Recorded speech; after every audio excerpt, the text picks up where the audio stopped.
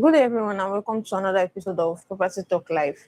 So, today we'll be talking about a very popular but not too popular topic, which most of us already know, although some of us do not know about it. But we'll be discussing that topic today, and then we'll be breaking everything I'm going to say today down in pieces, bit by bit, so that you can understand this properly.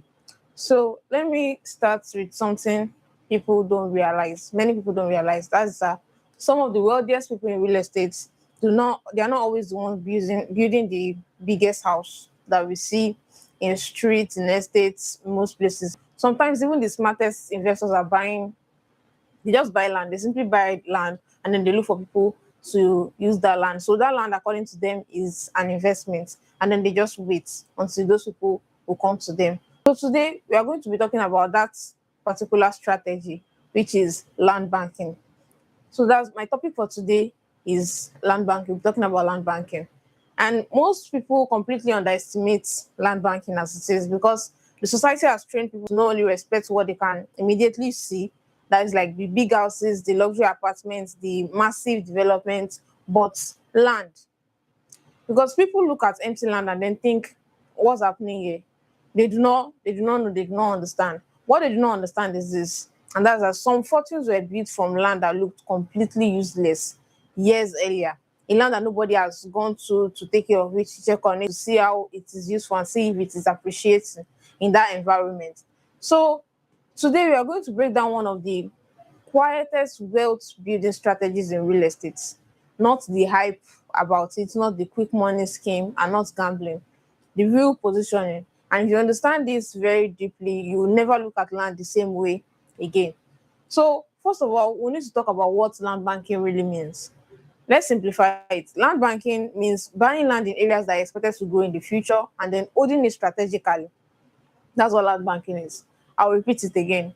Land banking means buying land in areas that are expected to grow in the future and holding it strategically. That's exactly what land banking is, no more, no less. You are positioning yourself before the development fully arrives and before roads, before commercial activities, before the crowd, before the price explode. And that's exactly why smart investors love land banking because that's where their oil money is. Because real estate reward position is honor, and then money is made when the crowd actually arrive. Most people will wait until the place become very, very popular. But by then, a lot of the profit has already happened. People that bought earlier will have taken their profit already. What you'll be getting is just peanuts, mere money, just very little profit from it. So the smart investors usually think differently. They will ask themselves, where is the development going? What infrastructures are coming in? And what area is likely to expand? That mindset alone that they have changes everything. So now we'll talk about why investors love land banking. It's because the strategy is very, very powerful. There's lower entry costs. The land is often cheaper before the development enters. That gives investors the opportunity to enter very early. And then in real estate, entry time matters. It matters a lot. When you're trying to buy, whether it be it a land or a house in real estate, the time you are entering that market to buy that property, it matters a lot. So because and another thing is there's massive appreciation potential. That's exactly why investors love land banking. Because when development comes into an area, the land value can move aggressively.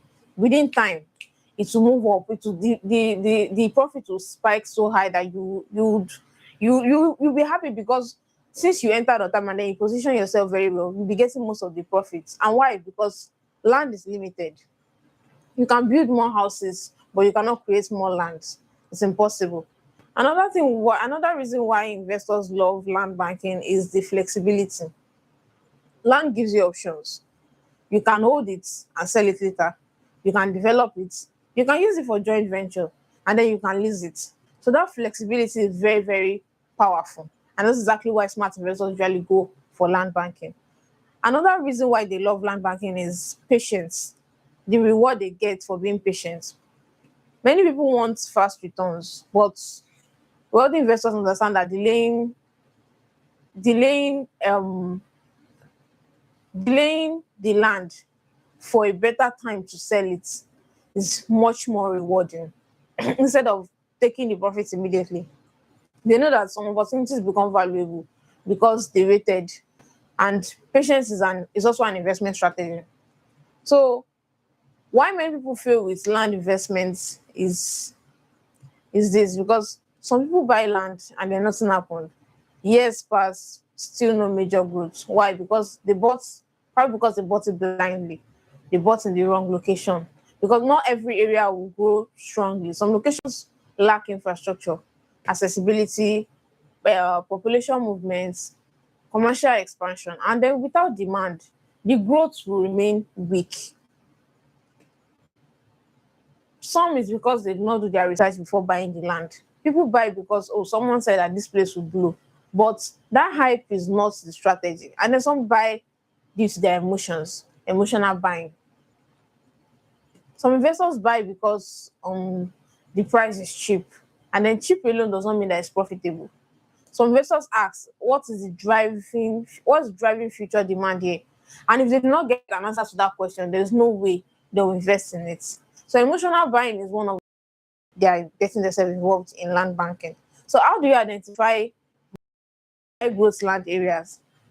That is where people that are very smart separate themselves. They study the growth patterns in that area before they go ahead and buy. They look at the infrastructure, the roads, bridges, commercial centers, government projects, because infrastructure changes the land value. They also look at the population movements. Where are people moving? Because where people move, that's where demand will follow. And they also look at the commercial activities in that area, whether there are businesses there that create value. When businesses enter that area, they know that growth will accelerate. They also look at accessibility because people want convenience. So they do not want areas that are very difficult to access. They do not want to struggle. They do not want the struggle that people face before being able to access that location. And they also look at the future development plans for that area. They study what is coming, not just what exists, or not what they are seeing right now. Because the future creates value before the present even sees it. So there's a mindset difference between average and smart investors. Average investors chase what is already expensive. They've seen the value already. They already know the value of it. That's when they go for it. That's when they want to invest. And before you know, they will not be getting much profit on it. But the smart investors, they position themselves early before people even see it. They study the environment. They know when exactly to go ahead and buy that land. But average investors will buy emotionally, while people that are smart will buy strategically. They know when to enter. Smart investors understand long-term growth. They are not buying to take their profit immediately. They are buying so that they can get massive profit at the right time. And that's why they buy land and they'll keep it for a very long time until they'll see what befits that land, what they can actually get from that land. Because real estate wealth is built through pressure. There's also a very big difference between land banking and then building immediately. And this is very, very important because many people will think that once they buy land, they must immediately build, but not always. You can buy land and then hold it. Actually, the smartest move is to hold the land for a while after buying. You don't need to go ahead and build immediately. You need to hold it, see the value of that land. Let's see how well the value is going to appreciate within the space of few years, and then you know. So you don't need to build immediately. No, you don't always build immediately because sometimes development costs money, but appreciation can happen while you wait. Now, this does not mean that you should never build when you buy a land. It means that you should understand timing. You should know when is the right time for you to build on that land. Because sometimes the land itself is an investment for you. You don't even need to build on it before you start earning on that land that you have. And that's what we call strategic thinking. So a real example of how land value changes is this. Think about areas that were once considered far. Areas that are considered, oh, that place is too far. It's too far from Lagos or it's too far from my place. Then you will not go ahead and buy it. Then years later, those same places will become premium location where people want to move to, where people want to go, where people want to go and create businesses, where people want to go and start their businesses. Before you know, that place become very, very open and then popular, that people already see the value of that place. That's because of the infrastructure and development that has been going on in that area. Why? Because development arrived, businesses entered, population increased to buy that land and enjoy the profits of that land. it benefits massively. And this is exactly why land banking is very, very powerful. It rewards vision. So I'm going to leave you with this. Many people are trying waiting for the perfect time to invest in land banking, but people that are very smart, they understand something important, and that's that the best opportunity often look very, very ordinary in the beginning. Land banking is not flashy, it's not loud, but over time it can become the most powerful web building strategies in real estate. So the question is not, is land banking, is land valuable today, or is land banking profitable today? The real question should be, what could that land become tomorrow? What profits will you be making from that land that you're holding tomorrow? Because the future actually belongs to those who position themselves early. So I hope that with these few explanations that I've made on land banking, you'll be able to gain one or two things. So send this to somebody that wants to invest in real estate today, or people that have land and they are very confused on what to do with their land, and let them gain one or two from it also. Thank you very much for joining me today's session. I'll see you guys next time. Bye.